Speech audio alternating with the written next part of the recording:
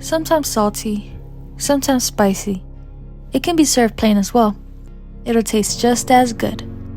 Now, you might be wondering what ingredient could ever possibly be this versatile and delicious.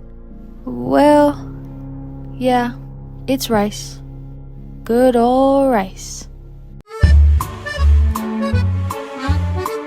Wait, pause. I know what rice looks like and tastes like, but what is rice? Where does it even come from? Good question. Let's take a closer look in that case.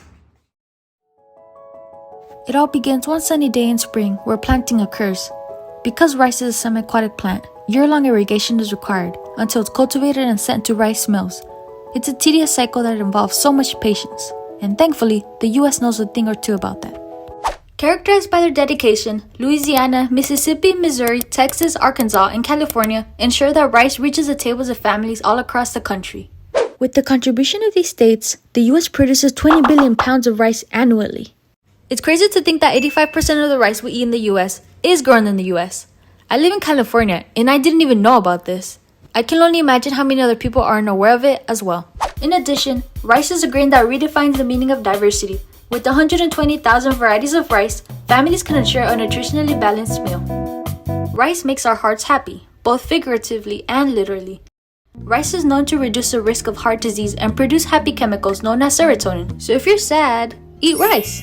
It's great for when you need energy to stay active, as it's a food that slowly digests throughout the day, giving you necessary energy. But wait, we have a brief intermission coming in from Boris. Rice does not only impact us, but the rippling effect of this grain is vital to the wildlife living in rice fields. Migratory birds, unlike Boris over here, depend on rice fields for food and foraging to help nourish their ecosystems. It's fundamental to all organisms living in these environments one way or another, and it helps unify. The rice industry is constantly supporting families, serving communities, conserving environments, and creating jobs. We're all interlinked, connected by the sharing love for something so seemingly insignificant, yet so impactful. Which is why it's always best to support locally farmed rice, as it contributes back to our own communities. Rice brings us together, although you might not notice it from first glance. We just need to take a closer look to realize it. So Boris, rice is not just rice. It's passion, it's diversity, it's comfort, it's so much more. It's a food that makes us realize the importance of unifying others, one grain at a time.